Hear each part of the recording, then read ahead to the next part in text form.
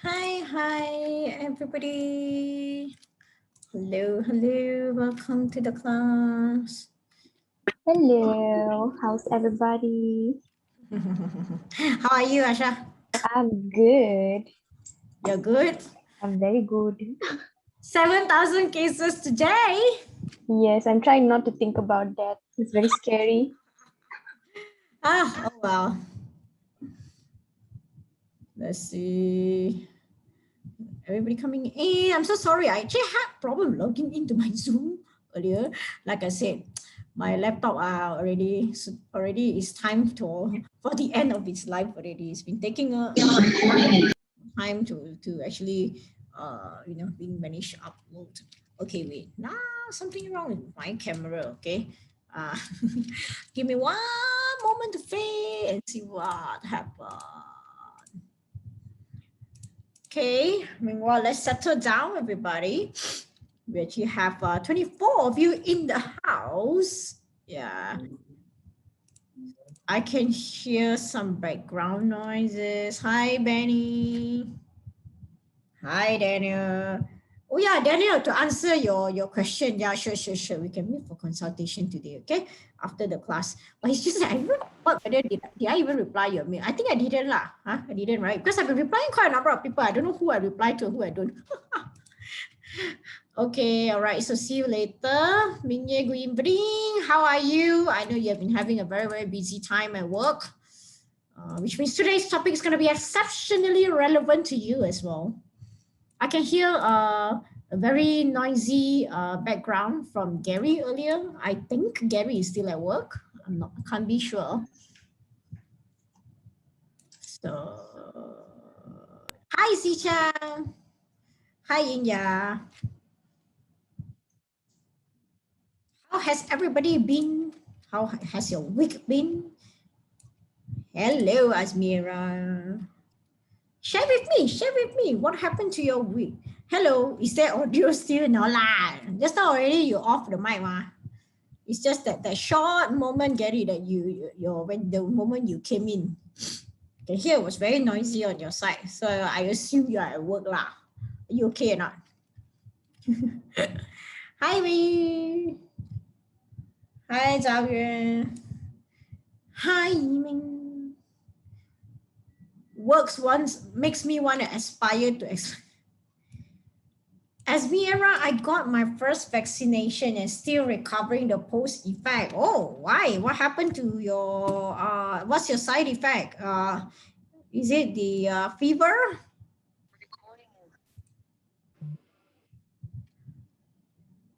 Hey, why you're so good? Why we got your Asmira, I mean, yeah, what vaccines did you get? Mahi also just got vax as well. You're so nice one.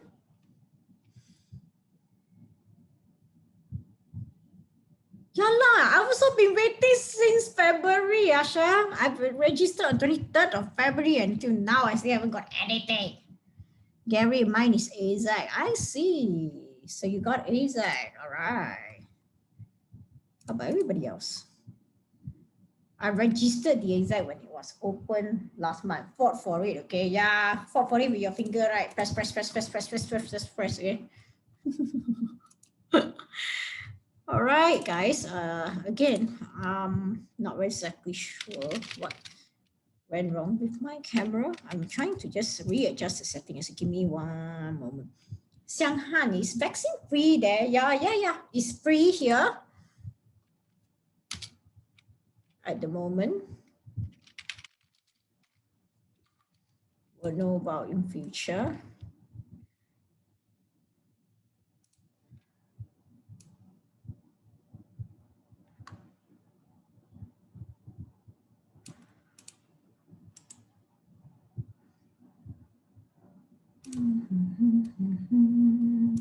Let's give me one. Okay, I see. What's the problem. Some limited at the moment. Someone rumored about it to be 150,000. No lah, I don't think so lah. I don't think it will be that expensive lah, unless there are some things that are going on in the market that we do not know of lah. But you wouldn't want to risk yourself getting one that is from the, not from the legit market, you know. Okay, all right. Okay. Can you all see me? Can you all see me? Is my camera on? Okay, all right, good. Okay, yeah, so you can see me, yeah. All right, so, okay, before we get into anything of the class today, oops. Che, wow, background very on today. Oh, okay. Yes, the Avengers, yeah. In a world like today, we all need a new addition to the Avengers, isn't it? Okay, well, before we get started, now it's 6:10. I think we have 27 of you, which means we're pretty ready and settled to get started. So before we get started, I understand there's one thing that I need to clarify with everybody, okay? So what happened was that all of you actually put in your names in terms of the presentation slot, right? Now, Daniel was very kind to remind me that on the 20th is actually a public holiday, it seems. So obviously there will be no presentation on the public holiday, right? So 20th of July is a public holiday. So therefore, what is going to happen is that on 20th of July, when he alerted me, I actually changed the date for the one who are on the 20th to the last dates that we have, okay? So the thing is, what is my reason behind doing that is because I feel like rather than pushing it for like, you know, making it as though like everybody will end up being pushed to a different days, there will be only one group which are affected. So the few people who registered for that day, I guess it's the minimal changes made in that sense, you know. So I could understand if there are people within that 6 who may or may not like the change of date, right? Because I don't know, you probably didn't like it to be at the end and so on. So if I may ask that you all will try to swap around yourself, because again, I'm not sure what kind of dates that all of you will want to go for. 10th is also a public holiday. 10th of what? You mean again on our class day? 10th of August. Sorry guys, I've been losing track of public holidays because not like it matters, right? In Malaysia right now, especially. But yeah. Oh, is Hari Raya Haji in August, is that? Let me see. 10. August 10. Oh, likely 9 or 10. A Malaysia public holiday. I'm actually looking online and see. Oh, public holiday 2021.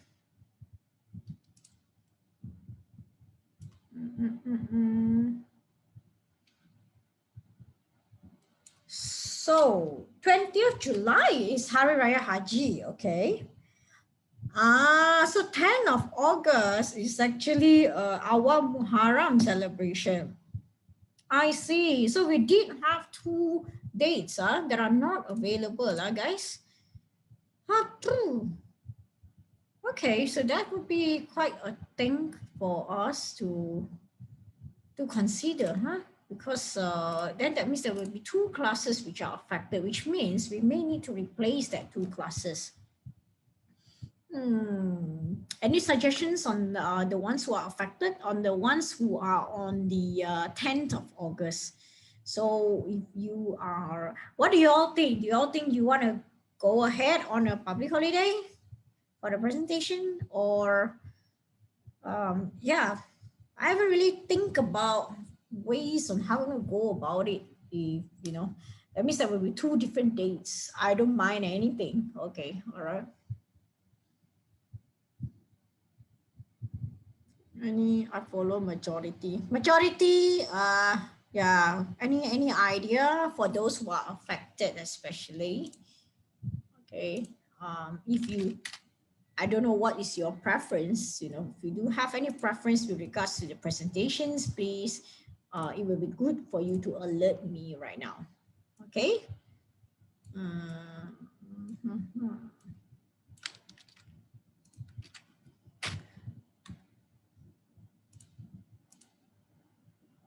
Luby, can you hear me? No, I can't hear you. Luby, were you trying to say something? I have a suggestion. Yeah, okay. Combine that group with others. Okay, let me see. All right, now Luby, Asha, Mahi, Daniel, Hamra, and Yingya, your date is now 17th of August, which means you are the last group to present. Are you okay with that? Oh, but on the 10th, there are nobody, it seems. So 1, 2, 3, 4, 5, 6, 6, 12, 18, 18, and 22 of you. Only 22 of you have put in your name for presentation. Hi, what happened to the rest?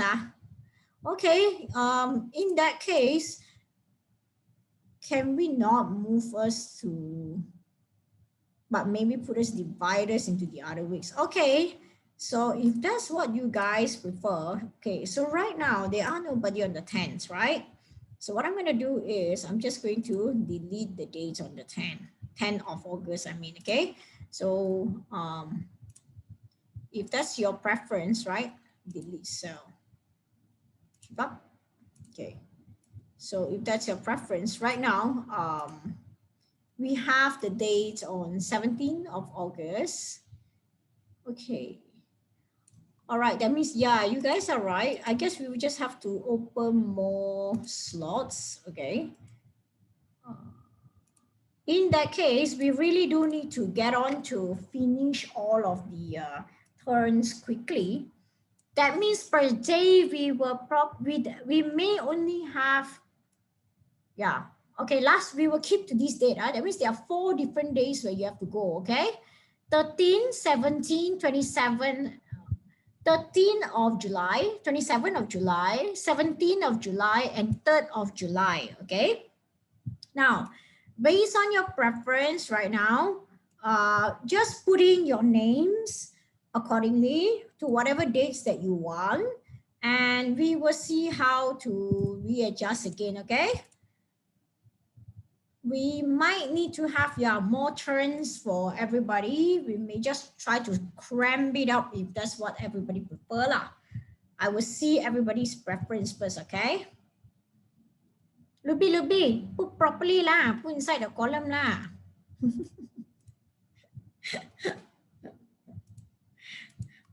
Asha also put your name underneath, yeah, the days. Or otherwise, it will be very confusing. Okay, together with your ID, yeah. Okay, that's one thing we need to get too excited. What to do? Assignment 3 is also due on the 10th, actually. But okay lah, assignment due date on a public holiday is pretty fine. Reason being because it involves just submission, right? We're not meeting up or anything like that. You just need to make sure that you finish it and do it the day before, right? I think that should be fine, right?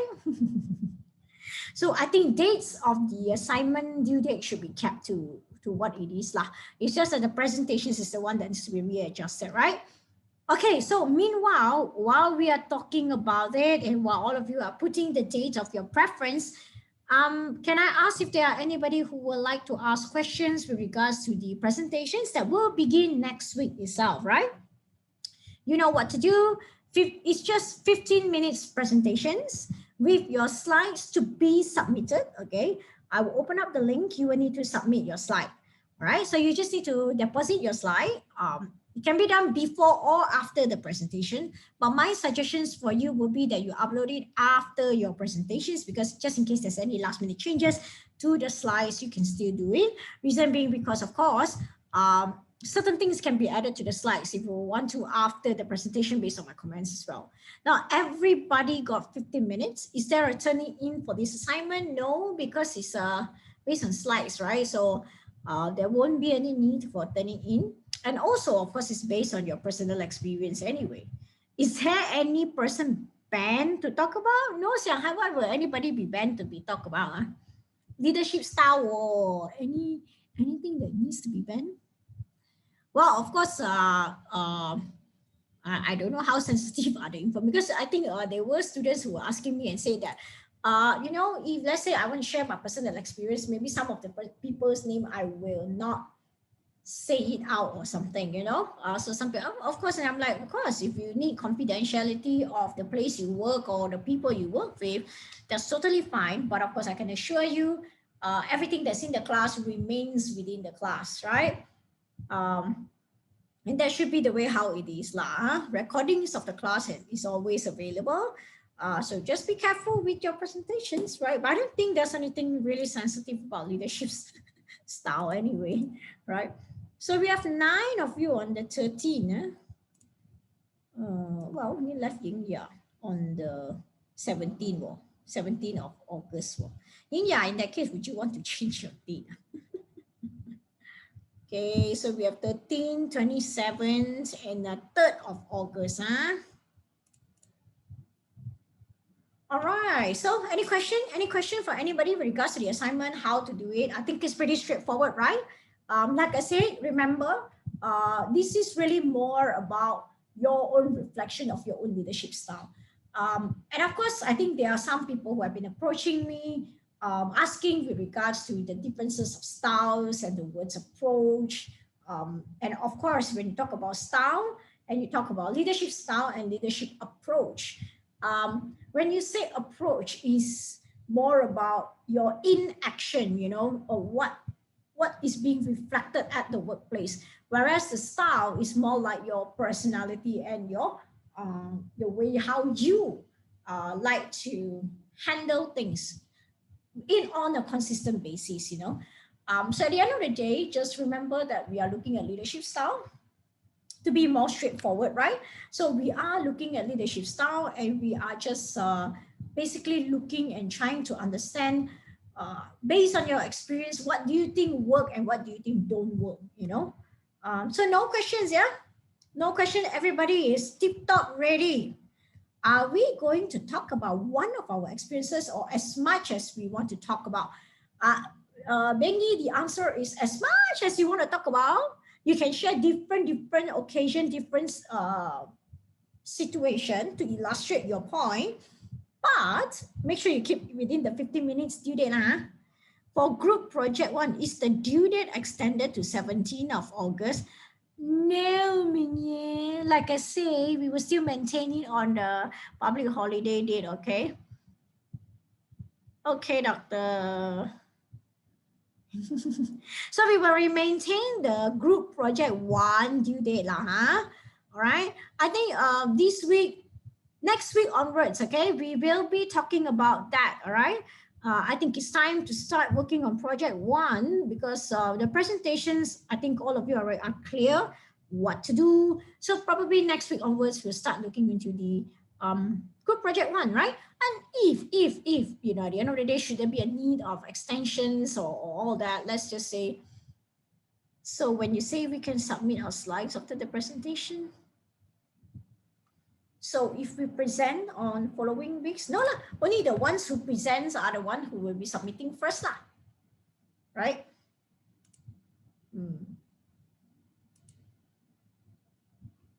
All right, so follow your turn.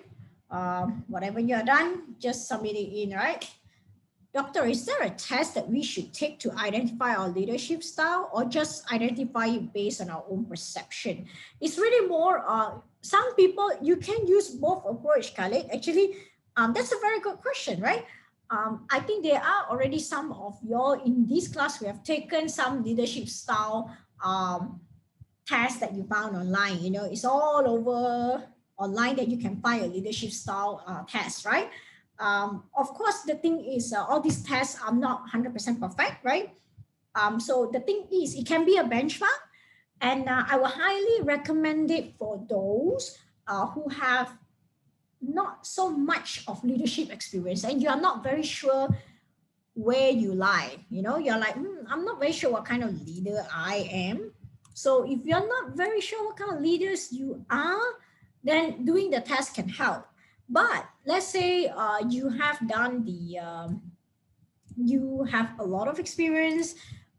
Based on your experience, you do know what kind of leaders you are. There is no need for the test as well, right? Because again, you know best what kind of leaders you are. And after all, like I say, this is a reflection presentation. I think it's just that. So I say I don't want to rush through these things because I really think it's such a nice thing to have all of you sharing your experience, you know, from different walks of life. Time to make your voice heard in the class, right? Hope that answers you, Khalid. Anyone else have any other questions? You're welcome, Khalid. No question, If no question, can I have a thumbs up from everybody before we proceed to today's lectures and today's discussion? All right, good. Lebay, just now already said the no turning in, okay? For presentation, no. Pressy, what pressy? For presentation, right? No turning in, yeah? So don't worry, be happy. Okay. All right. Anybody else? No? Okay, right. Now, today we are going to discuss a very, what's the words for it? I would say a relevant topic and yet difficult topic. Okay, because today we are going to speak about a conflict management, right? Okay. Now I have questions to all of you. All right. Do any of you been involved in any kind of conflict at workplace? And if you did, how did you handle it? You did have any conflict before? How did you handle it? Then you say no. So Daniel is generally a very peaceful one. Just between me and my manager on some marketing work. As usual. Poor thing Gary, you know. Gary is always very unhappy at his workplace. This is a good avenue for you to share, you know, to voice out. Get angry internally, but do work regardless. I'm the silent Zen one. Even have conflict, I'll just keep quiet. But I solve it with listening to her and smile. Putting on a smile is very important, I get it. So it's like when you're biting chew, but then you're smiling, right? Like push everyone to resolve. Very confrontational. Oh, Mahi, you are very confrontational. Okay. Luby say it's not Gary and me can relate. Okay. Benny say go straight forward. Okay, so that's how you always solve the conflict. Wow. So apparently all of you are already going into the solution part, right? Asha say, I have 3 stages of anger. Wow, 3 stages of anger. Stage 1, smile. Stage 2, bring it up with kindness. Stage 3, fierce Asha comes out. Okay, so has it ever got escalated to stage 3? How often does that happen? Xiang Han say, use regulation as weapon. Wow, Xiang Han very dangerous, you know. He knows the what do you call it, the book from the front to the back, you know. Anything should go by the law. Right, Xiang Han? So but you're right? In a way, we are looking, into what is the labor rights, you know, what is supposed to be, right? Whatever the procedure says. But of course, not every time that it is that clear cut. Okay, anyone else? Maybe sharing of experience of, you know, some kind of things that you had faced at your workplace.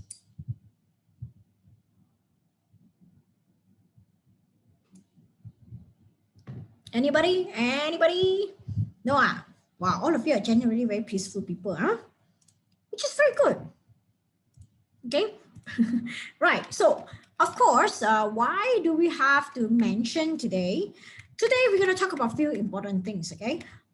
If you look at our model information brief, we have to talk about conflict. We have to talk about emotional processes at workplace. Whatever settle face to face is always better than talking to co-worker about it. Definitely, definitely. I never believe in venting out to colleagues. I don't see that helping in any way. Mahi say, whatever the conflict, remember to be on your boss' good side. Does everybody agree to this? To be on your boss' good side? To be honest, me, I am very non-confrontational. But then when I had to, it's like, I try my best to be on people's good side, right? But if you want to stay in the company longer.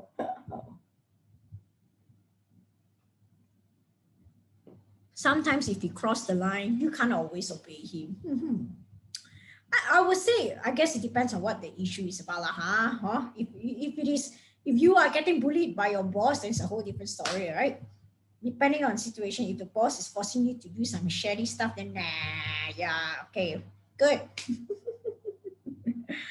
All right, good. Anyone else? No? Never mind your peers. The bosses needs to love you. Mahi is very strategical in her release of anger, huh? But actually, that is very true, right? I think it's very important for us to really understand that the opinion, at the end of the day, the opinion of colleagues does not matter. We have to be very clear cut. I mean, of course, we all wish for a good relationship, right? We all wish to have a good relationship at workplace. We all wish that everybody is professional, right? But of course, sometimes things doesn't go the way we want it. But actually, and at the end of the day, I always try to, I think it's as, whether as a worker or in fact, if you were to become a leader, I think we always have to watch out for people.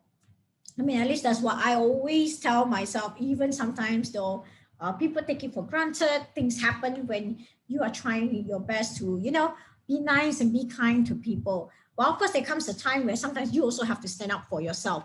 So these are the kind of fine balance that we always have to walk as a worker and even as a leader, right? Sometimes as a leader, you can't be a too nice leader as well because people walk all over your head and you can't seem to get things done. Gary say, don't get fired because on your resume doesn't look good. Nah, okay lah, I know. Like what Xiang Han say, we are all protected by the law. Don't worry, you got labor law, right? Anything happen, you see got labor law. As long as you don't do wrong thing. Tell your boss, I sue you. Well, okay lah, no lah. Joking. Okay, that's outside of context of class. Okay, well, obviously you don't go around suing people for no reason, right? But yeah, so that's what we are going to talk about today. Thanks for sharing your personality and how you think you usually manage your conflict. So today, like I said, we're going to talk about conflict management processes and emotional processes at workplace. Now, at the end of the day, of course, when we want to talk about managing a conflict, we need to first understand what is conflict. Now, from a very, very objective point of view, right? Conflict at the end of the day is just two persons with different desire or moral or religious or ethical ideas, right? You go Webster Dictionary, also Webster Dictionary will tell you that. And it's just these two persons that is talking or dealing with each other is somewhat incompatible in terms of ideas. And of course, that's perfectly normal. We are all different kind of people, so conflict are bound to happen. When we are in the corporate world, conflicts are bound to happen. At workplace, of course, in the context of our class, we are addressing conflict at workplace, right? But so at the end of the day, it's not about when the conflict comes, about whether will the conflict come. It's about when the conflict comes. Now, obviously, when conflict comes to you, not that you go seeking for it, but when conflict comes to you, your art of managing the conflict, right, is what sets you apart from other people in terms of being a good manager in terms of being someone who is able to handle yourself emotionally as well. So how you handle this and manage the conflict, at the end of the day, you have to, of course, if we want to try to be professional, we must always be sensible, fair, and efficient. Throwing around your emotions at workplace, obviously, it's not going to work, right? People deem you unprofessional.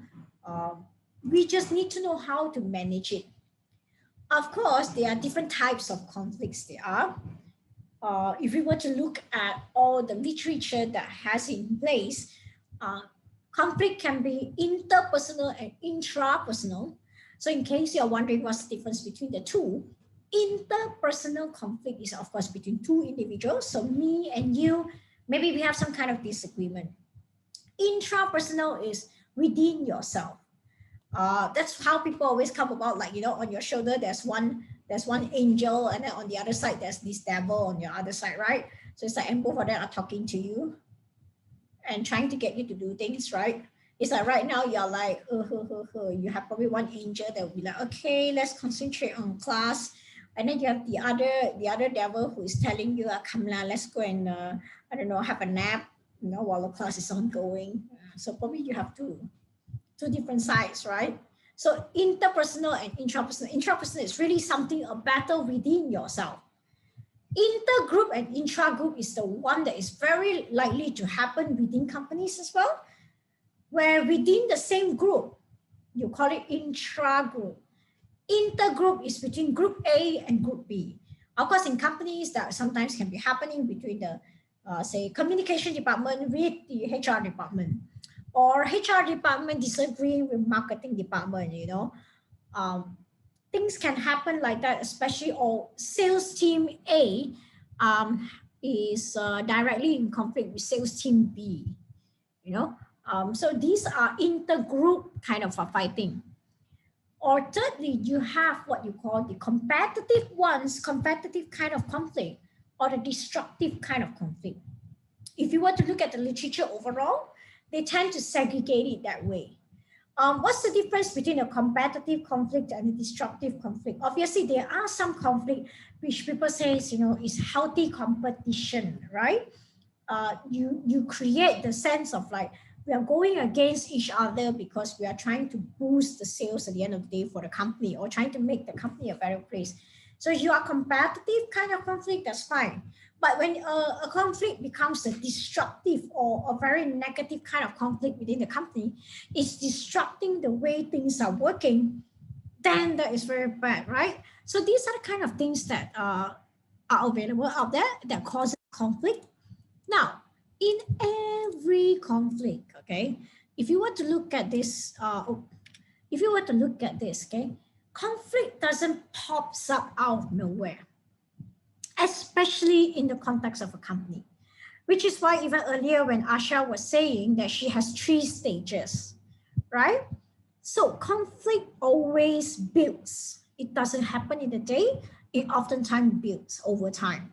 Now, in a conflict, there will always be what you call, it always begins with antecedent condition. So what are antecedent condition? Antecedent condition basically just mean that there are some things that is already boiling between the, let's just say now it's conflict between 2 persons. There will always be already like something that happens previously that already causes you to start to like feeling uneasy with this other person. So what is happening is that when you feel uneasy, you already feel a not so good impression with this person. Due to some reason, it could have been that you've been through something with this person, or this person had a conflict with another person, although nothing to do with you directly, but you already like don't feel good about a person. So there's an antecedent conditions most of the time. Now, when things starts to happen, you will either perceive a conflict or you feel a conflict, right? Perceived conflict means, okay, you may not really feel much about it, but then, okay, it seems like this is an issue between me and this person. Perceived conflict, or when you feel that there's a conflict, right?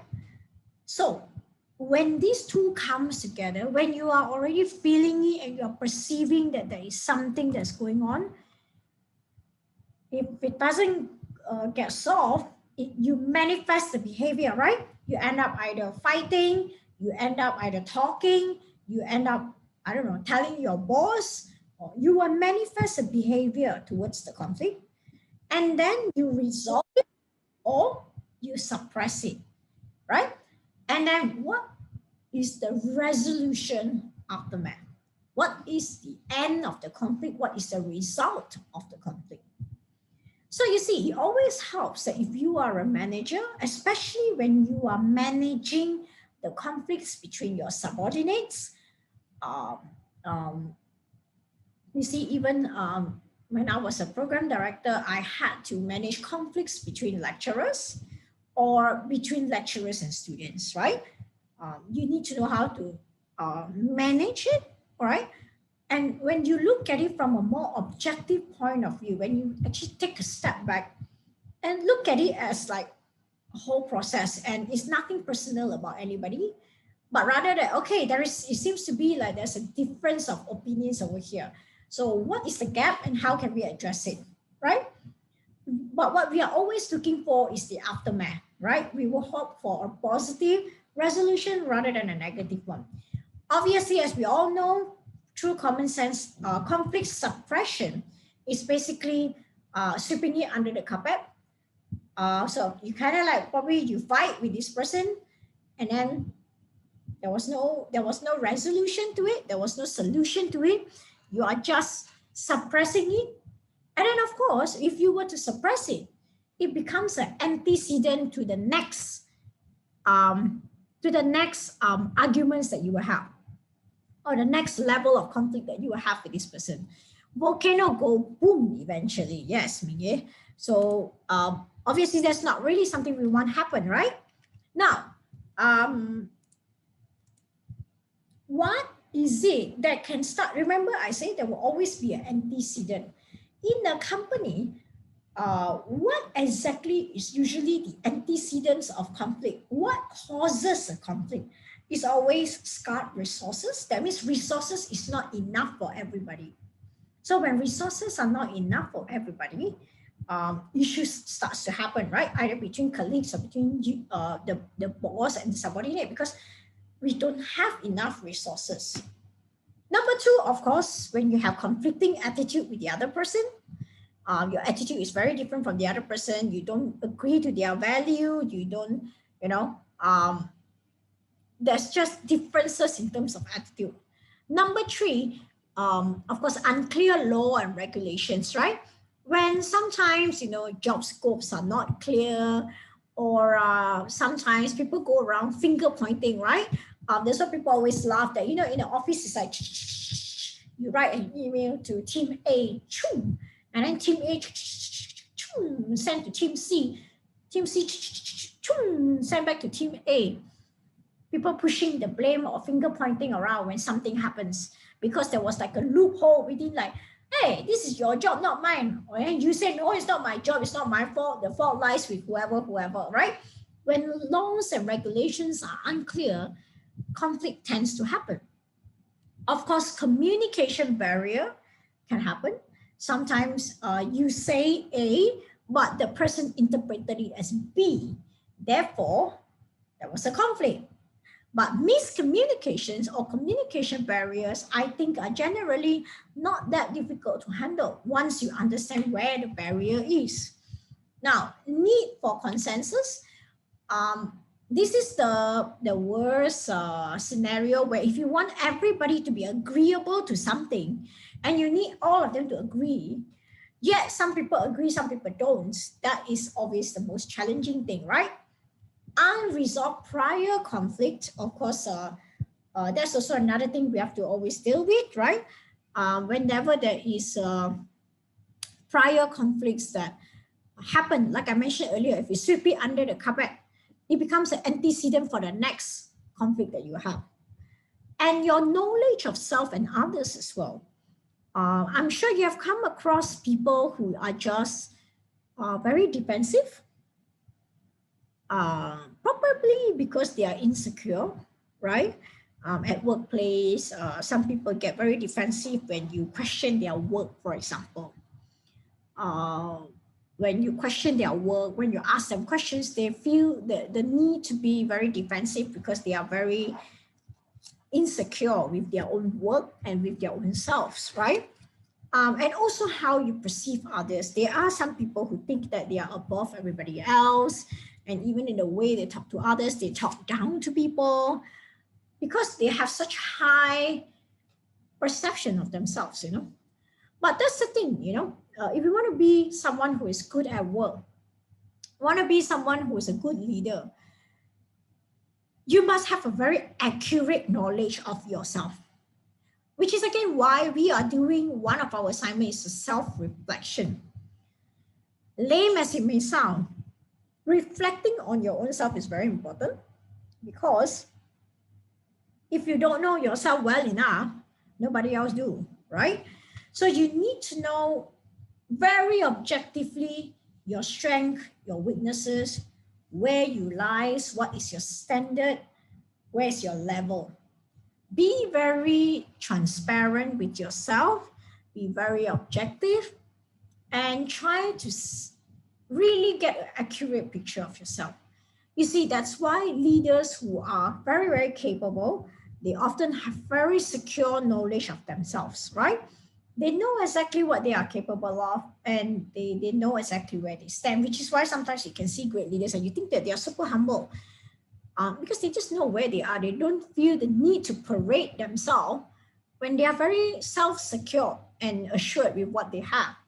So knowledge of self is obviously very important to be accurate. Otherwise, if you have a very biased view of yourself or other people, it can lead to conflict.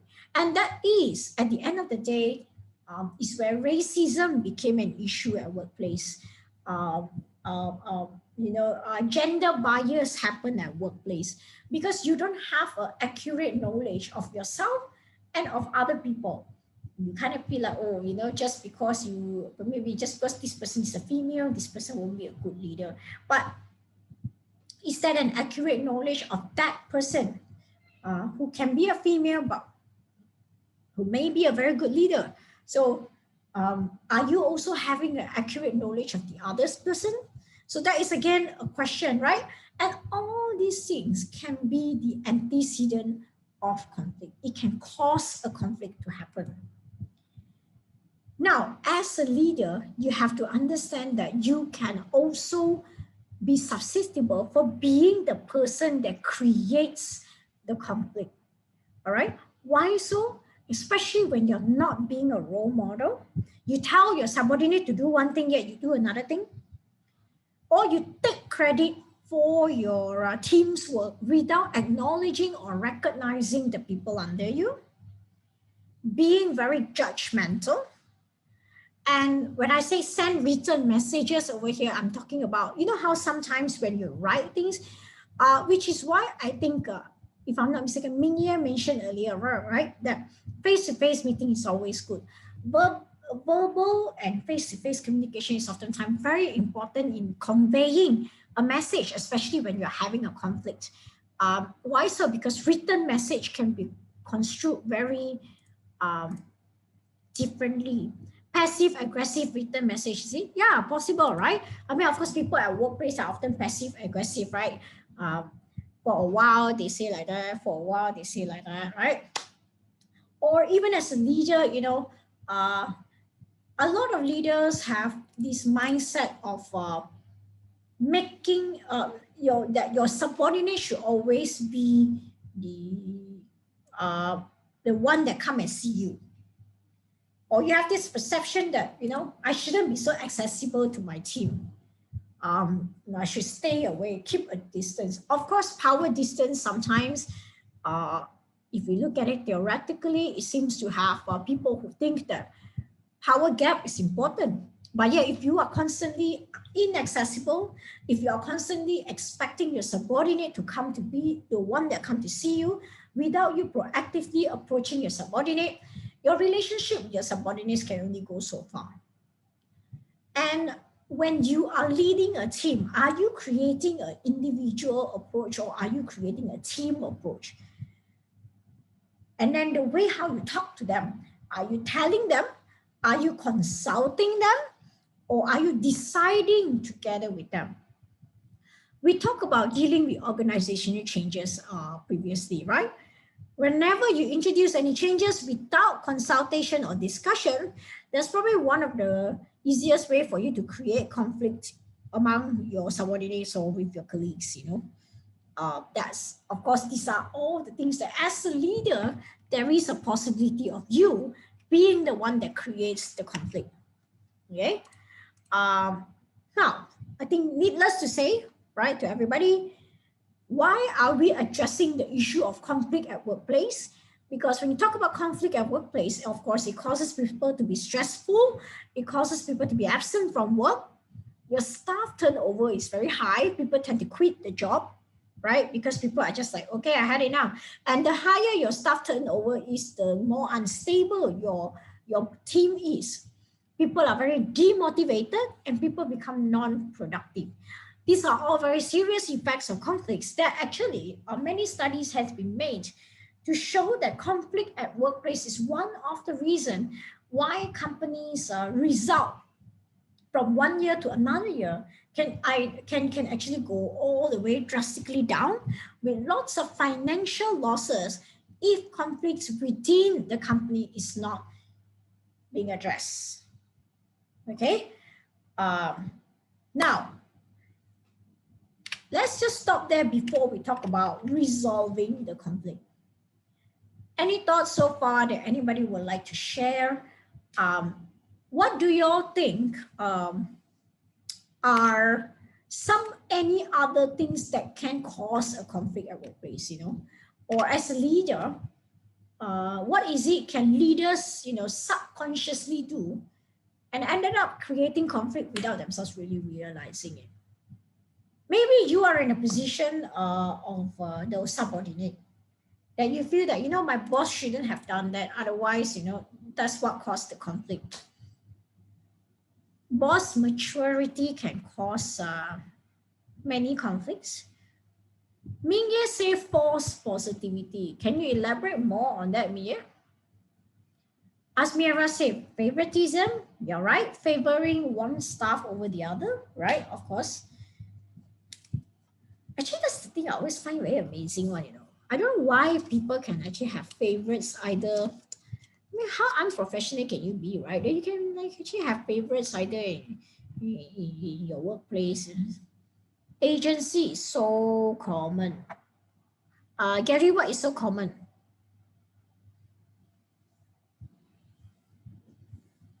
Favoritism, yeah. Okay. That's why, in a way, what Mahi said, right? Earlier, Mahi was saying, right? Be on a good shoe of your boss. Sometimes, that's one way many people do in order for them to be able to actually make it, to better positions. Xiang Han say pay cut, mission force, very good, right? Pay cut, of course, that's like one of the biggest issue, right? I work for what? I work for money. Now, if you don't give me my money, of course, that can be an issue, right? Especially, I think that is whatever Xiang Han just mentioned is such a relevant point right now. In the time of pandemic, it's not easy. It's not easy to lay people off work. Sharing my experience when I was in my previous institution, what happened was that obviously I mean, you guys know my age, right? So obviously I also hasn't been in any company for a really like super long time.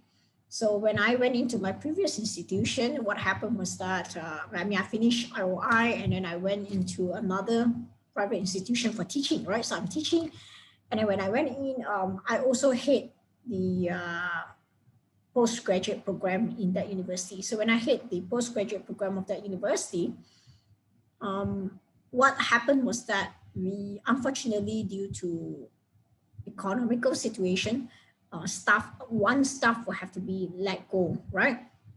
And I was a witness. I was a witness of how my boss go about deciding who to let go in the department. It's a very tough decision because the team was small. And obviously there was one person who was being let go. So when that person is being let go, there was so much unhappiness, you know. I was there when we broke the news to her, and immediately she was very upset because she has been in the institution for longer than I do, longer than I do, and obviously then even in the meeting, she was like, "Why should I be the one that leaves? You know, I've contributed so much to the university. I mean, even you," she was pointing at me. So even you just came in, you know. Why is it me or poor people? So I'm like, okay, but it's never a pleasant situation to be in conflicts like that, you know. But we have to be professional in the way how we handle it. As Mira said, maybe they want us to compete against each other to perform better, right? But if favoritism is based on the work skills and efficiency, see, Daniel, that's the thing. As a good leader, you don't favor a worker just because they can work better or is more efficient. I was just sharing a quote on my Facebook when it comes to this thing of at work efficiency. You know, people say employee A finishes his work by within 4 hours. Employee B finishes the work within 8 hours. Now the culture of companies is that the person who finishes the work more efficiently, the 4 hours one, should be the one that is be given more work because you're more efficient, so you should be given more work. That is a punishment to employee A. By being efficient, you're given more. And unfortunately and sadly, I feel that is very true in today's working world, which is why some people, you know, even choose to just act, to just do the minimal amount of work they need to do. No need to do too much because they are afraid to be given more. Favoritism based on skills and efficiency. I mean, you should be objective and fair to treat everyone the same, right? And for those who are not able to, then obviously you should be thinking about improving their skills and efficiency, but everybody should be treated the same way. They simply connect better with certain employees compared to the others. Well, I know, and I agree with you, Mahi, that personal relationship that can happen, right? Sometimes some people just connects better than the other. But these are the kind of things that, again, you can't show it to be too obvious, because then again, it creates conflicts and oh my God, the ones that finish late are always seen as more hardworking. To me, that's just lazy. Why take 12 hours to finish a 4-hour job and sit till 8 p.m. and make all of us look bad? Yeah, Mahi, but unfortunately, they are, again, cultures of today's organizations. They are still organizations that see us, you know, make my money worth it, you know. Vina talking without thinking, touching on sensitive topics like religion, race, gender identity, passing inappropriate comments or joke, leaving it harmless, sometimes just because one is in a place of power. That is very, very, very true. And also one of the things that is most, again, common complaints at workplace. And this is a warning out to both guys and girls. Okay. The topic of harassment at workplace. Okay. It can be as simple as just a dirty joke at workplace or in a pantry. I have seen it resulting in escalating to complaints to top management. And I'm telling you, the two cases that I know of, one, the complaint was made by the female. Another one, the complaint was made by the male, okay? By a man who is uncomfortable that another female is making very inappropriate sexual jokes about him. in front of all other colleagues. So you see, I always reminds people the perception that, you know, harassment can happen to any gender, can happen to any individual. Don't just think that it can only happen to certain gender or certain people, you know. Matter of racism is again another one that is a big deal at workplace, right?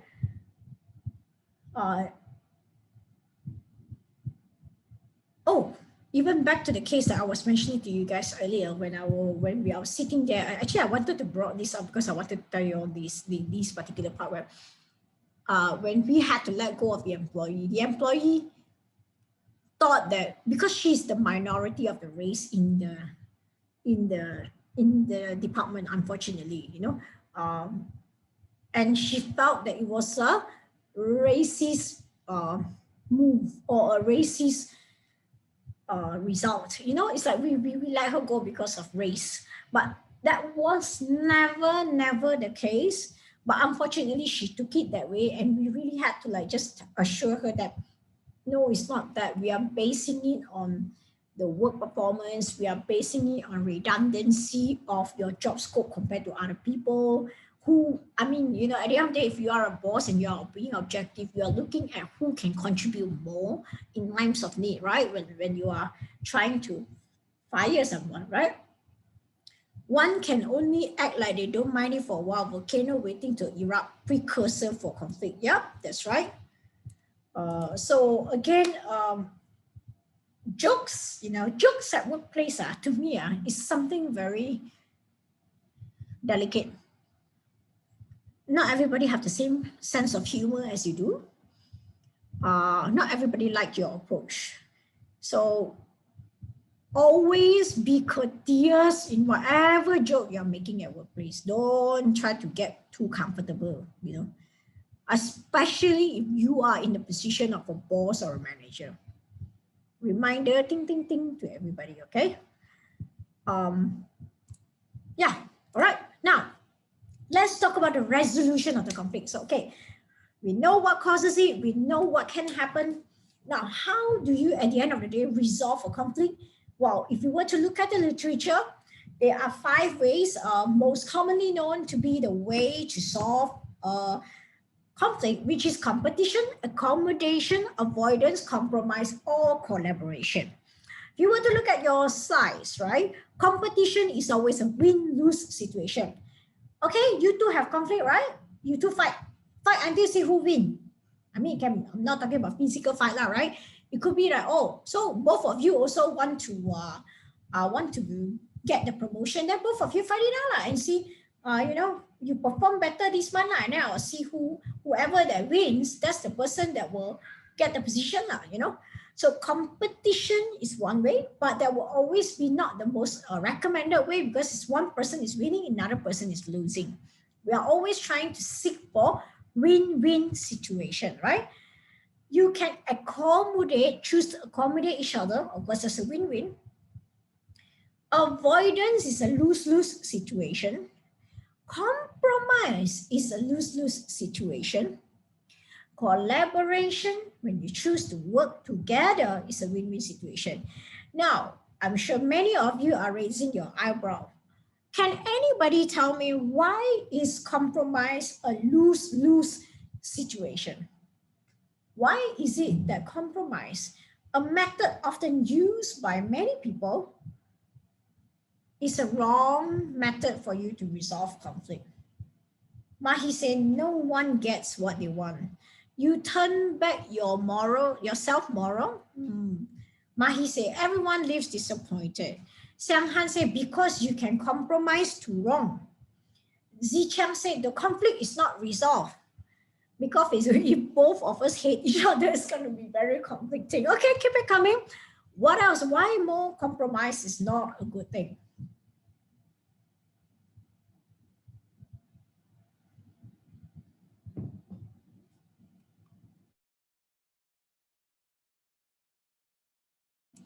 Anybody else? Why compromise is lose-lose situation? It's like I'm forced to accept you and you're forced to accept me, so no one is happy. Carrie said both of the side give up their originally wanted. Asha said normally one person has to give in more than the other. And Vina said it sets the tone, leading to more compromises in the future. Vina said, not a great deal. Agree, all right. So I think you guys get the picture, right? Very true what all of you have said, okay? When you compromise, realistically, idealistically, we always say, nevermind lah, we compromise lah. And as a leader, I think we have the tendency to try to compromise because we are like, okay lah, I try to solve the issue, okay lah, I give in a little bit, you give in a little bit for me lah, But compromise always doesn't resolve it because as what all of you mentioned, it's all a package coming together. Nobody gets what they want. Everybody is being forced to accept. It's like, I want to eat fried noodles and you want to eat fried rice. And yeah, both of us have to share the same meal. I insisted on my fried noodle, you insisted on your fried rice. Then at the end of the day, what comes out? Fried noodle plus rice, which doesn't taste good for you and me.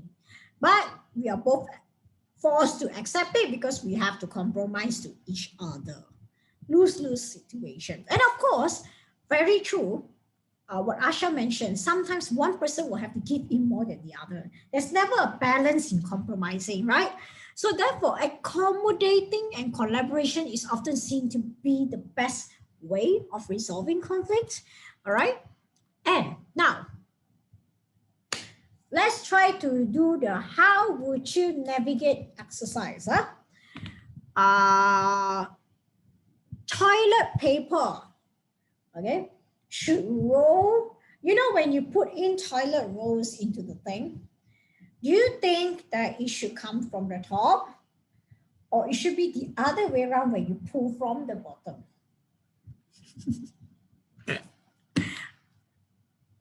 Please vote. Very out of the box answer, Mahi. Everybody should just use a water spray, more hygienic and pandemic proof. So Daniel said bottom, Ismail said bottom, Khalid said top. So we have 2 votes for top, 2 votes for bottom. Benny said bottom, pool. Vina said top. Yeah. Asha top. Ruby top. Sanghan also said top. Sorry, what was the question? Your toilet paper roll, Minnie, when you insert it into that thing, right? Do you think that people should put it from the top? Or should you be pulling toilet roll from the bottom? Top. Hamra say top. Okay. So obviously the top one wins lah, huh? Okay, never mind. Next question. Are you a half full glass person or are you half empty? Please vote. Vote. Want to be positive, then glass half full lah. Want to be realistic, glass half empty lah. You see, Xianghan, when a glass, right? You take a glass, you put the water into half. So when I ask you, if the water is half, and I ask you, so is the water half full or half empty? Is the glass half full or half empty? Would you answer me empty or would you answer me half full? Getting easy, very positive. Half empty, half full. Okay lah, half full, half full, half full, half full. Wow, we have a lot of very positive people in this class. More half full than half empty. In Chinese expression, half full. Okay. Okay. Luby say half full. Okay. So I think next one, are you a night person or are you a morning person? Night, morning. night, morning, night, full on, morning, night. Morning, sleep whenever I'm allowed to. Person, okay. All right, so we, night person, okay. That's why I've been always getting messages from all of you, right? At 1 a.m. lah, 2 a.m. lah, right? That's why, right? Want to be night, but a very morning person. So that's when the brain works best. 2 a.m. is morning though. No, it's not, Mahi. 2 a.m. is not morning, okay? It's midnight, night. Okay, all right. So we have mostly night person. If could, no sleep, no lah. Mia, don't lie like that. Why you torture yourself like that? Okay, are you a Coke person or a Pepsi person? Ishmael, why suddenly 7 up? No difference, Xianghan say. Why suddenly got 100 plus all coming in? Why kombucha now comes in? Okay, all right. Got difference, Coke sweeter. Well, let me see. Mostly Coke, Okay, got Pepsi, got Pepsi fan here. Okay. Are you a MacBook person or a normal laptop or the other laptop? So do you belong to the Apple group or to the other side? Whatever my company give for free, I don't mind. Both, wow, so many both, normal. The other side, stretcher both. Wow, you're so good, huh? Got both, huh? Okay lah. Apples for phone and tablet, Windows for laptop. You got choices one. Okay. Next question, dogs or cat?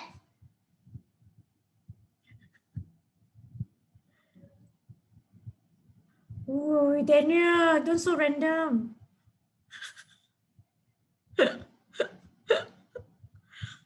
Okay, quite balanced. Got cat people, got dog people.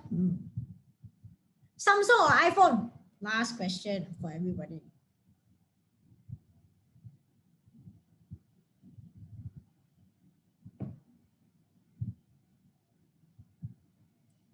Yingya is dog and cat also. Mingye, Nokia 3310, really? Okay, all right. Now, iPhone, but Samsung be looking cute these days. Okay, now at the end of the day, you might say, hey, what's the point of this pointless exercise? Okay, all right. This is just something that people always take in order to point the case or to rub in the idea that everybody you see in a class of 29, every single question that I have asked have 2 different answers and all of you are either A or B. Now, if we can't even agree fully on these kind of things, can't even come to a consensus, how would you expect people to do so in workplace, right? So that is the whole point of the exercise. So why the idea or whatever I'm talking about is like, oh, you're like, okay, yes, Sony Ericsson, don't Sony Ericsson now come into the picture. Okay, at the end of the day, when it's very important that when you are a leader, that you remember this, okay, that whether the conflict is happening to you or among your subordinate, just remember, conflict at workplace is never personal. You have to detach yourself from the conflict and tell yourself that it's just how things are, right? Again, like I say, if we are all already having different lifestyle, you can see one night person, one morning person, one half full, one half empty, one row from top and from bottom. And you're talking about this trivial, small matter. Can you imagine big work decisions? And that's the beauty of working in an organization and communicating in an organization, right? That we try our best to come to a good consensus that is pleasurable for everybody. I mean, case in point, right? Even for us to deal with the presentation dates itself, we also have to work out whatever best for both you as a student and myself as a lecturer, how we want to run the class together. So obviously, these are the kind of things that we need to be very aware of once we become a leader, right? Again, am I the best person when you talk about handling conflict? No, I like to avoid conflict, okay? Just for your information. I like to avoid conflict. But then again, inevitable, sometimes what to do? So we have to just deal with it, right? And we can only share what works best with each other, and hoping that, when you are a leader, you can detach yourself from it emotionally and you are able to handle the situation the best way possible. Again, conflict is inevitable. It will happen. It's a matter of when, right? So, all right, now, leaving the topic of conflict, anyone else have anything to probably ask or to say with regards to the idea of conflict? Before we move on to really talk about emotions at workplace. Anybody? Anybody? Anybody? No, so no question about conflict. Then let me ask all of you. Do you think in workplace there is a place for emotion? Or how would you approach this personally for yourself? Do you try to be as unemotional in workplace as possible? Or do you think there is a place for emotions in workplace? Oh, this is tough. I'm always a robot at workplace. Okay. So we have Gary, who is a robot at workplace.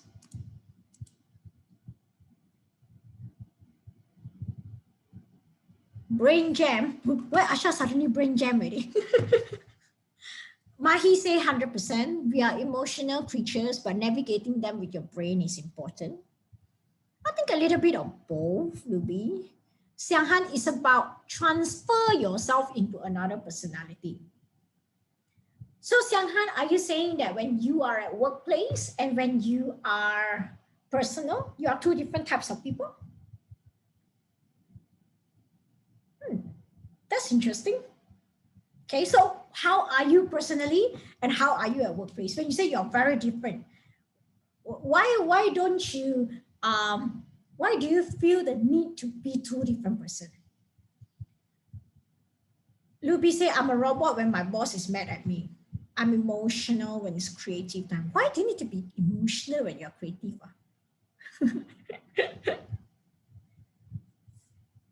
When I work, I need to look humble, okay?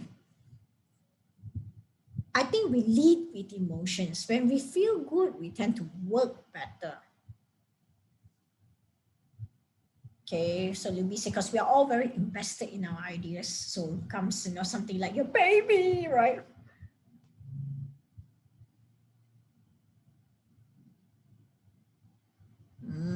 So I think Xianghan is more quiet when at work. So when you're alone with your friend, you are more expressive, you show more of yourself.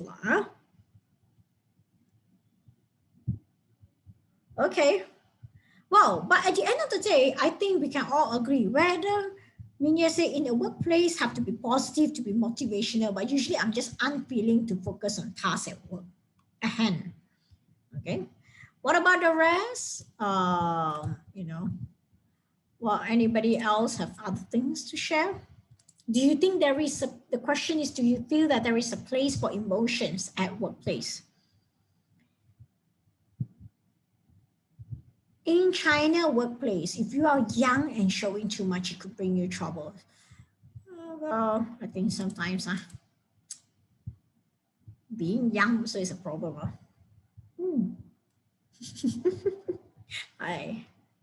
I've personally experienced that, obviously, right? Look at the way I behave, right? Obviously, that can make you trouble sometimes, isn't it? That can't be serious to save my own life, isn't it?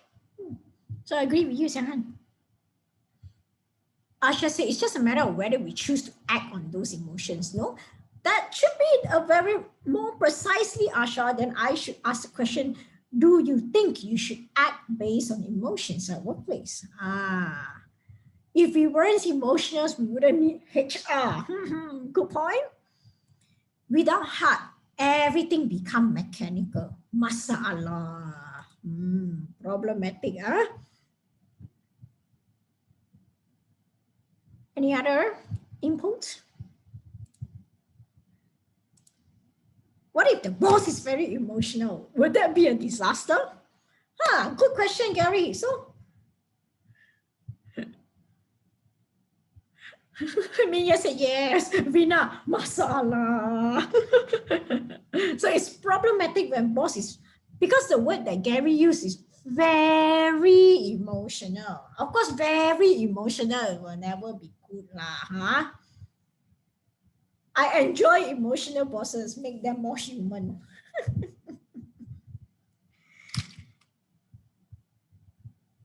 He could fire everyone or sell the company overnight. I'm just so emotional. I want to sell the company tonight. All of you tomorrow don't need to come back to work already. Right? I'm not used to emotional boss. Daniel said, depending on situation, like there is situation, you need to show sympathy and empathy to not look like a bad person. Okay, sympathy and empathy, not so mechanical. Huh? Good point. There's always a place for sympathy and empathy at workplace. Very, very crucial part for being a leader. We should acknowledge emotions may be good or bad, but we shouldn't act on those emotions in a destructive manner. Because energy very powerful, you know. A negative person can affect another person's mood. Empathy is good. Sympathy, not so much, in my opinion.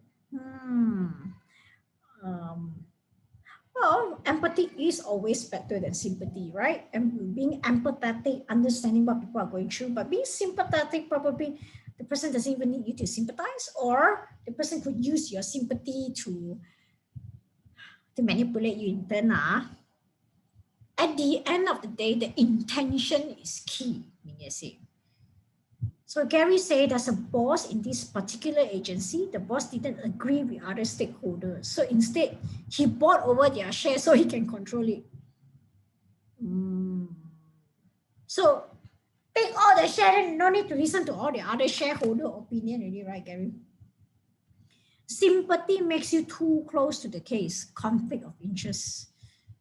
Nobody needs pity. People just need to be understood. So I agree. Empathy is important. Yeah, that's right. All right. Now, would that be very emotional? Now, let's go into the full detail. When we discuss about what is all these things about emotions, okay? Now, what you have to understand is that we have to, sorry, suddenly that sound, okay. We have to actually differentiate the idea of emotions and feelings, all right? Now, emotions are your conscious emotional states accompanied by your bodily arousals. That means you react to it physically. Emotions is very brief. It is very directed at specific events of feeling or specific events of people. It's like, it's your first contact of feeling anything, you know, that so when you go through something or you immediately feel the anger rising, that's emotion. Or you just feel terrible about something, or you just feel very sad about something. The moment that thing comes up is emotions, right? But however, you can say that feelings is what when you are trying to, when the emotions prolong and it becomes obvious. It becomes obvious through your expression, through your behavior. You are showing it. That is what you differentiate as emotions. Now, of course, most of the time we use the term feelings, emotions, and mood often together, right? We often to actually see it as something that is feeling. Hey, how you feeling? Hey, your emotion not so stable today. Well, your mood not so good. So we all tend to interchangeably use it, right? But feelings is more lasting. How you feel is a longer term reaction. I've been feeling down recently. I've been feeling discouraged recently, right? We use those. No, so at the end of the day, emotions is more um, lasting, right? Um, Whereas if we were to actually even look at studies, they actually use the term feeling state to really describe emotion. Feeling state is what you are feeling right now, in the moment, short term, emotional experiences. Oh, somebody just come and slap you immediately. Yeah, that's emotion, right? Your in the moment reaction. But feeling traits is how you are like or how you are feeling on a consistent basis. All right. So we need to know the differences between all these in order for us to really make out what we feel. Now, our emotion change and our mood also change. But when a person is often feeling a certain emotion almost all the time, it becomes a trait. Remember, I was telling you a feeling traits.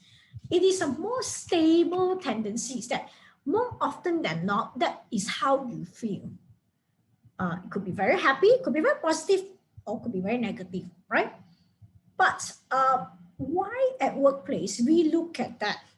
Because when you need workers who are more, who portrays a positive feeling trait more, right? You need high level of positive effectivity, cheerfulness, enthusiasm, energy, very self-assured, very attentive. Again, of course, at workplace, we want not only we want people to be like that, we also work if people are in a mood of negativity for whatever reason. We are trying to ensure that it's being flipped, it's being changed. Who wouldn't want a positive workplace rather than a negative one, right? Now, of course, if you were to look at it, right, this is a very old psychological model that is available. All right. Now, you can see the particular sign where you have the horizontally, you have activation and deactivation. That really refers to how active you are as a person and your range of emotion from unpleasant to pleasant. Can you see it? It's basically, uh, you can look at unpleasant when you are still active, but a little bit unpleasant, you are upset. Go to upper level, you become stressed. Another level, you become very nervous. And when you have to like really keep going, you're very active, but it's very unpleasant. You become very tense, right? But of course, on the pleasant side, you are happy, you are elated, you are excited, and you are super alert. These are all very active but positive kind of emotion. Now, deactivation, when you are calming down, not much of action, you will see they are negative emotions that can be during the time that you are active, but also when you are deactivating, when maybe you're a little, just a little sad, but you can still go on. You move to being depressed. You move to being bored. And bored in this sense is not just you sitting there and say, I don't know what to do. But I'm talking about real boredom where you don't know what to do with your life, And then fatigue, you're so tired of everything. You just don't want to move. You don't want to act. So again, this is a model that's around. Of course, you on the positive side, you can be very content. When you're not doing anything, you feel very serene, very relaxed, and eventually very calm. I'm not doing anything, but I'm feeling extremely calm. So these are the model that has always been typically used to identify where people are. Of course, we fluctuates between all these things, we fluctuates between different emotions all the time. But like I say, when you are constantly on one thing, on one level, then it becomes your feeling trait, how you often feel. Now, remember my question earlier, does emotions have a place in workplace? So emotion has always been proven to actually play a role in performance, high performance, decision making, and what you were mentioning earlier, creativity. And if everything is being used to in a very good way, it becomes very dynamic group, and yet you're also having very good individual behaviors being uplifted. Okay. And of course, the more positive, obviously, research has shown that the more positive emotions and moods you have at workplace, the more likely you are to perform better. Okay. I remember earlier, even when we are talking about conflict, obviously, when you are feeling very negative emotionally, it leads to uh, low performance, right? When you're having conflict, right? We have to distinguish between the expression and the experience of emotions at workplace, which is exactly what we were talking about earlier, where uh, feelings, you are expressing it, it is okay. And what you are experiencing but you didn't say is also important. We have to know which one is which one when we are dealing with it. Now, emotions can be very beneficial in workplace. If you were to look at models, you will see that when positive emotions are being activated, you will lead to people making higher effort. Okay. So again, if you were to look at it, um, this model, right? Can you see the positive deactivated part where people are feeling calm, relaxed, serene, and content? So there was an argument by scholars that uh, when we say our worker is satisfied, is that even a good thing? Of course, everybody like talk about, wow, you know, work satisfaction. You should be happy. You should be satisfied with your work. But it also, some scholars has raised the question that when a person is satisfied, can we say that it's actually a very passive emotion? Very calm, very serene, very satisfied. I'm satisfied with doing just the bare minimum. I'm happy. Yeah, no, there's no fire to fight. So again, that is interesting questions to be raised, right? Whether does this actually, is satisfied worker a very good thing, you know, or on the other hand, it could backfire to the company, right? But whichever side it is, all right, emotions can always help us to learn how your subordinate is feeling, learn how your colleagues are thinking, learn how your top management are thinking. Okay. um, Emotions always leads to actions, right? And also, of course, you have to understand that when a person is emotional, people tend to create alternatives, you know, like just like in Avengers, yeah, alternative reality. Same thing here, that when we are facing something, you know, have you ever like talked to someone and then after that you go back and then you think to yourself, why did I even say that? Why was I so stupid? Why did I even say that? You know, you overthink it and you start to like, I should have said this lah. I should have said this instead of that lah. Why I go and say this? We try to create different alternatives in our mind, especially when we are emotional. We try to like, oh, you know, I should have done this. I should have done that, right? But at the end of the day, that in a way is a very normal human reactions for us to know how to be a better person in future, to know not to do those things in future, right? So emotions can benefit us in the workplace by, first of all, providing feedback to ourselves whether, okay, are we achieving whatever we want here? And it directs your energy towards your goal. They call these the motivational functions of emotions, right? So whatever you are feeling about your work, uh, Research shows us that we should never deny our emotion, because your emotions is actually a state of readiness. A state of readiness for you to, if you are happy, that means it's good to maintain whatever that's happening right now. If you are unhappy or you're feeling negative emotions, whether is it with work or with yourselves, then it is time to look into what you can modify. Okay?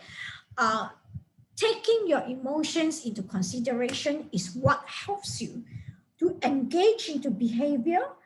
Either you want to reverse whatever that's negative, or if you are feeling something positive, you would like to maintain that emotional state. All right? So emotion always helps you towards your goal. That's one way we have to look at it, right? So say, for example, every emotions that you are feeling, of course, it provokes a certain action tendency, right? Negatively, of course, when you feel anger, you feel like beating someone, right? Or you feel like I need to defend myself.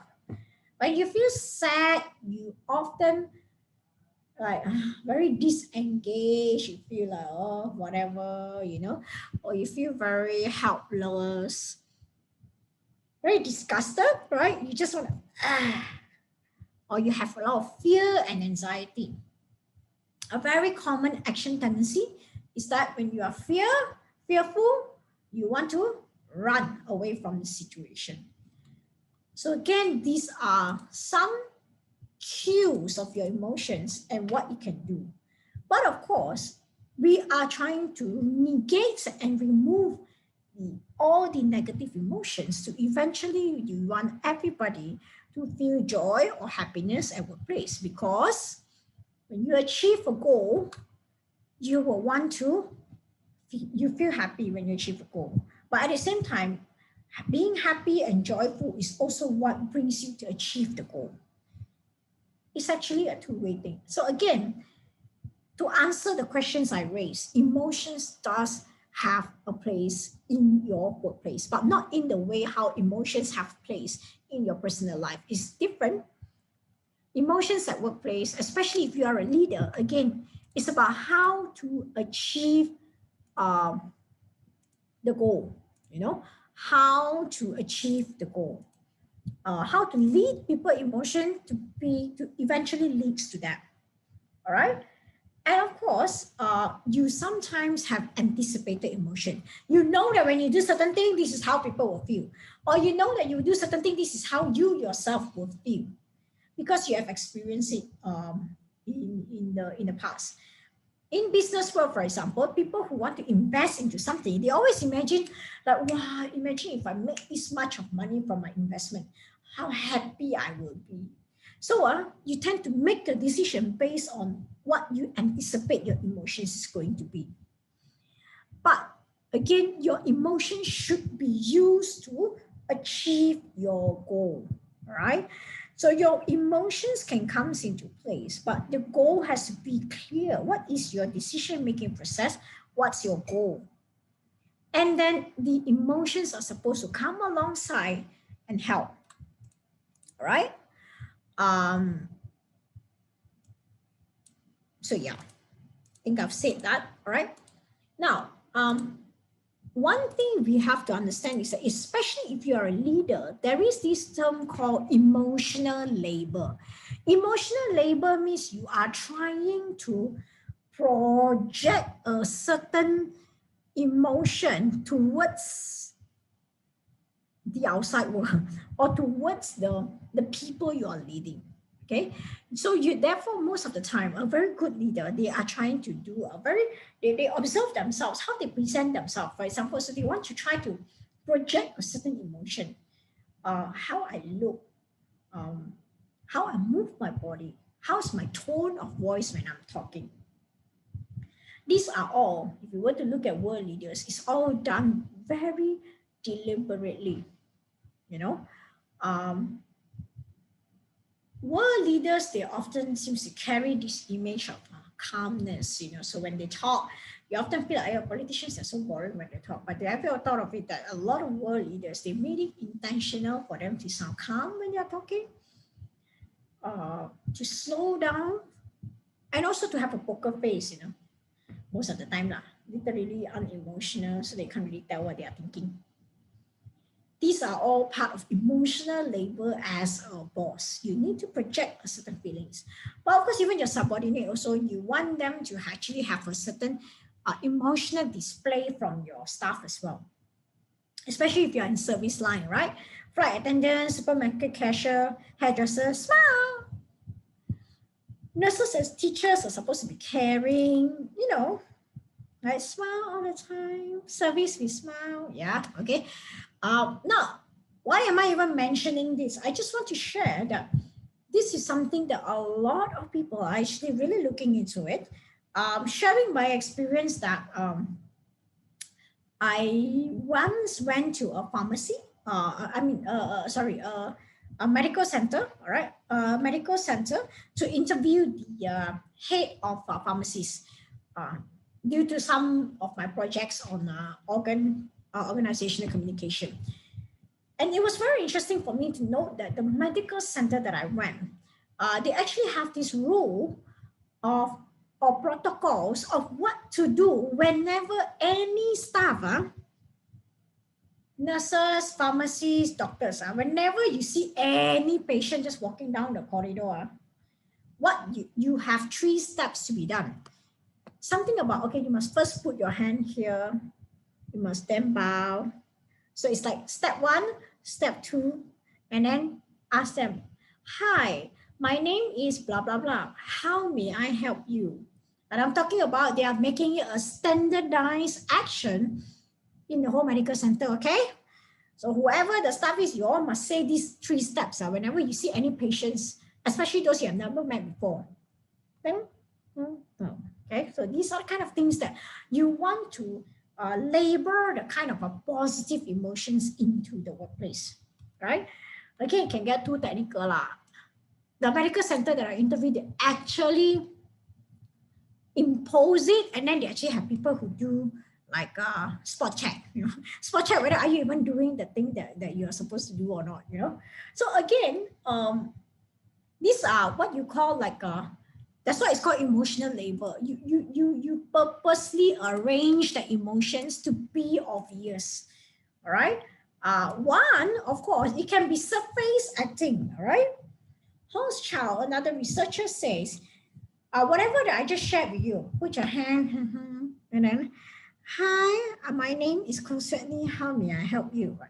I'm sure you have faced that with flight attendants. That's why we always laugh about it, isn't it? Flight attendants always just look at you and put on that smile no matter what you say, right? But that is surface acting. You really, whatever you're feeling on the inside, even if you're not feeling the emotion, you act, okay? You act it out. Your focus is on how you display the emotion rather than what you're feeling on the inside. The deep acting, on the other hand, is when you are trying to create the emotions within yourself. You're not just surface acting, but you're trying to make yourself feel that. So it's surface acting and deep acting. Again, these are things that is emotional labor at workplace. What kind of emotions you're trying to create, either for yourself or for the people under you. At the end of the day, whenever we say emotional intelligence, right, it's about how you regulate your emotion in the workplace. How do you manage it whenever you're feeling emotional, whether it's good mood, bad mood, you know, especially, of course, bad mood like anger, sadness, depression, or suddenly overexcited, and your stress response. How do you react in terms of stress, you know? I'm hearing sound. Somebody might sound it. Okay. All right, good. Thank you. So yeah, you have to, I mean, I don't think I need to be a psychologist to share with you because I'm not a qualified psychologist, but again, this class is really about managing emotions, right? So therefore you talk about how you recognize and understand your own emotion, how you actually manage them by like, okay, should I project this out? Should I prevent the emotion? How can I turn and use the emotion for me to eventually attain my goal? Or what kind of action should I take based on my emotion? We must always look at it from that perspective so that the emotion can be used positively. And we must all be very aware of how our emotion states are and what is the possible consequences of our emotion.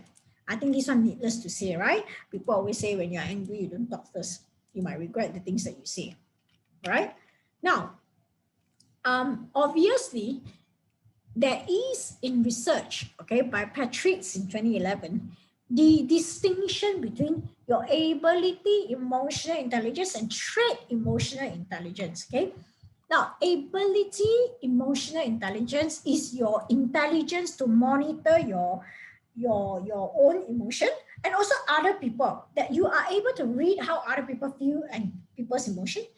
And then you use this to actually guide your thinking and action. Trait emotional intelligence, on the other hand, is about how you are, how you feel about yourself, how you perceive yourself. How you perceive yourself and be very happy with the way you're managing your own emotion. All right. Now, trait emotional intelligence is really more like your personality. Ability emotional intelligence is how you cognitively process things. Again, these are the literatures out there with regards to emotions in workplace that I would like to share with all of you. Again, I'm sharing and these are things you need to be aware of when you are in workplace. And again, I am not a psychologist and I never meant to be one, but these are based on literatures that we have gotten, right? Now, two of the most common way that we all manage our emotion is reappraise our emotion or we suppress our emotion. So reappraise is something we ask ourselves, right? Okay, I'm feeling certain way. So what is it? You intervene your own emotions and you are asking, okay, so what exactly am I feeling? And then when you reappraise, you are trying to regulate it and then change it. Okay, like, okay, I'm feeling emotional about this particular situation. I'm feeling really angry. You sat down there, when you reappraise is when, okay, so I'm feeling angry right now, but how can I make this a positive experience instead? How do you regulate it and then change it? But like, oh, and when I think back about the situation, okay lah, maybe I shouldn't be angry lah, you know, or maybe that person has a point. So you reappraise the situation, you re-look at the situation, re-evaluate your own emotion, and you look at the situation from a different perspective. That's one way. Of course, suppression is when you don't want to show. Chuck it, right? And then you just decided to ignore it or suppress it, right? But of course, at the end of the day, reappraisal is found to be more effective than suppression.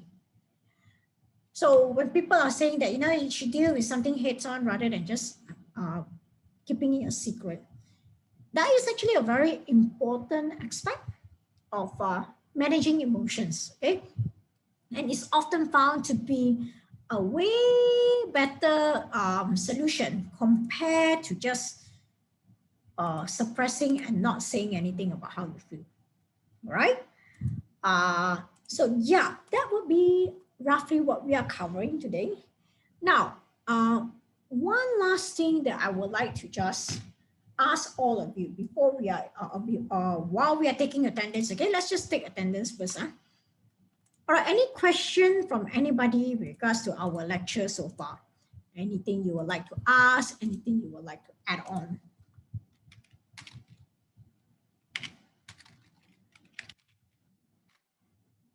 Anything, anybody? No?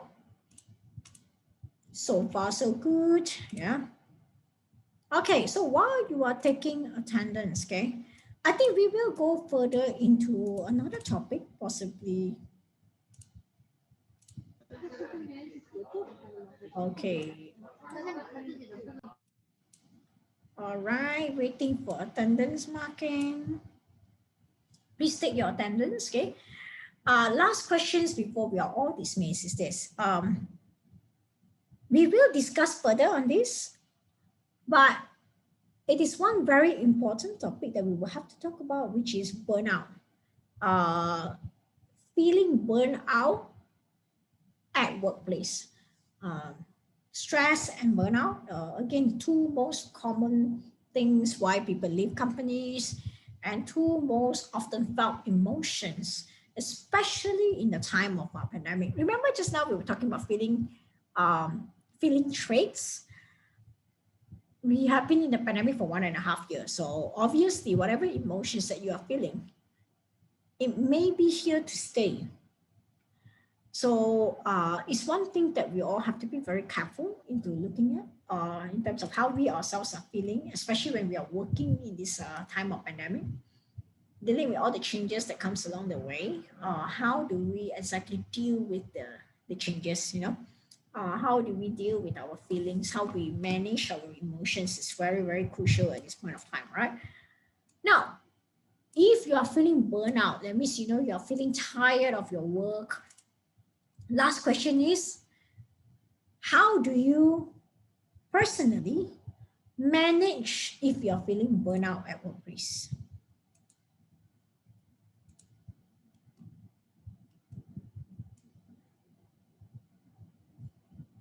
How do you manage if you're feeling burnout?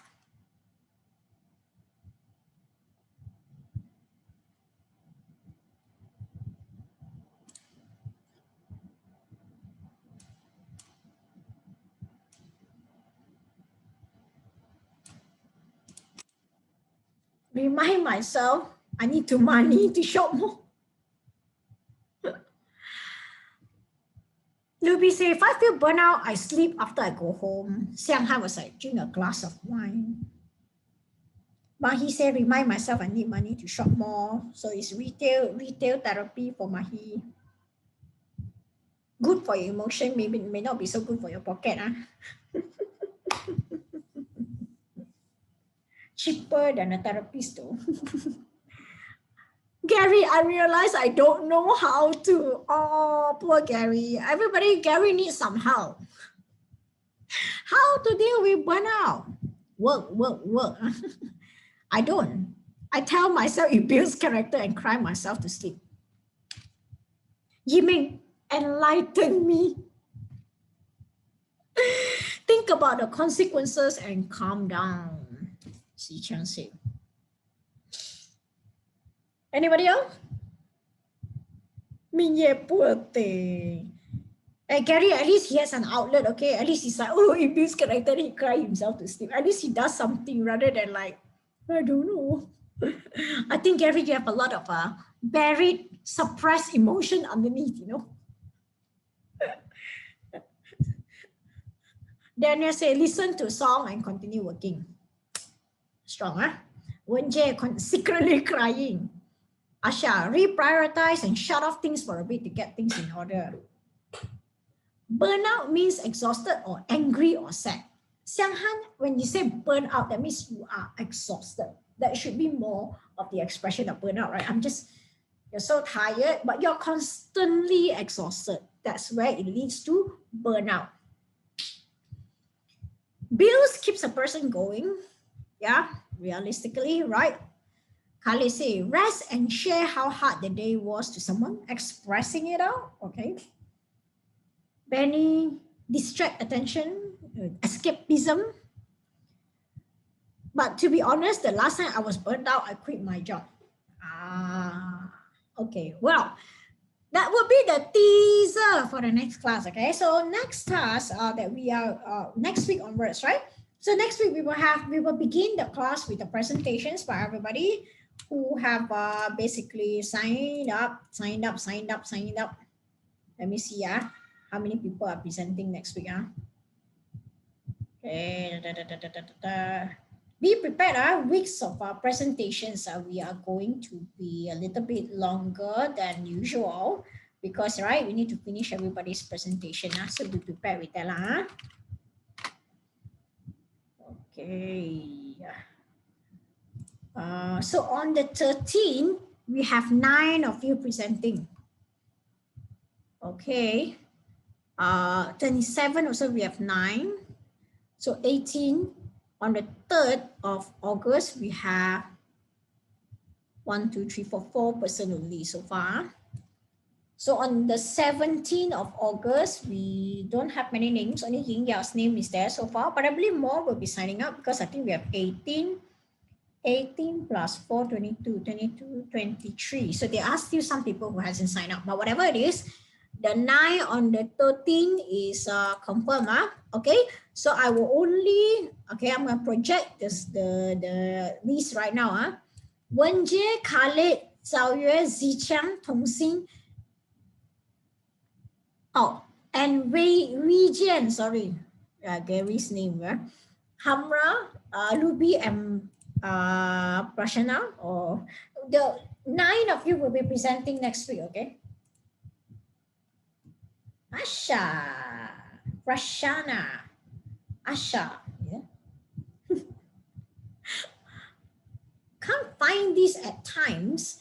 Xiang Han is actually at the announcement, right on top. So when you go into your times, first thing on your announcement, please click the link below to register presentation term. So try to look for it, okay? So you can find, but in any case, never mind. Can't find it, I'll just share it here, okay?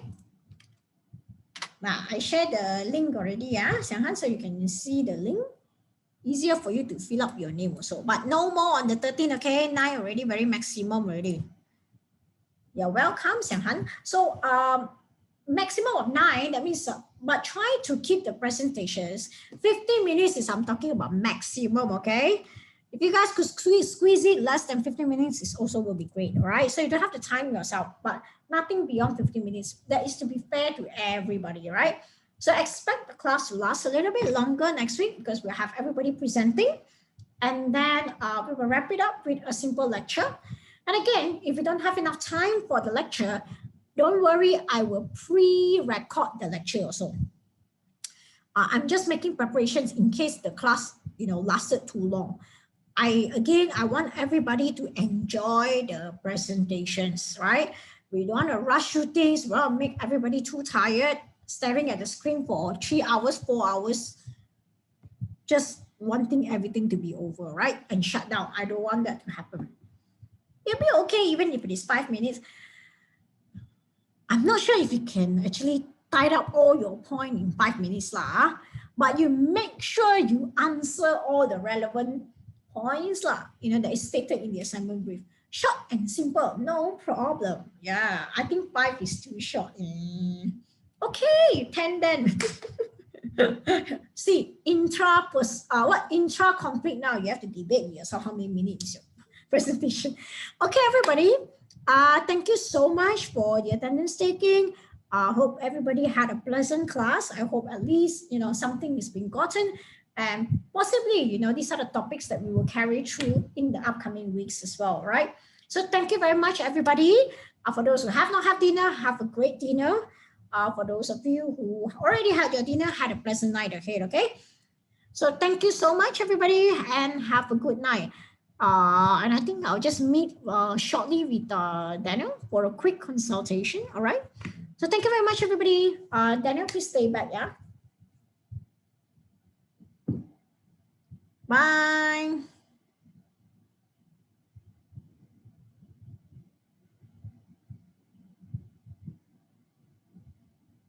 Ping Yi already taken, why? You didn't take,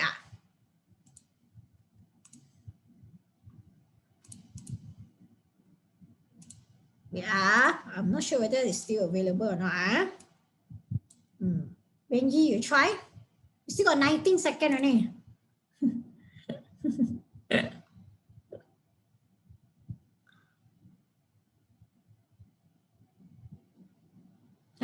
Okay, Benji, your name is in. All right. All right. Thanks, Cake. Bye. What is the rest of all of you doing in here? Bye, bye, bye, bye. Bye, bye, bye, bye, bye.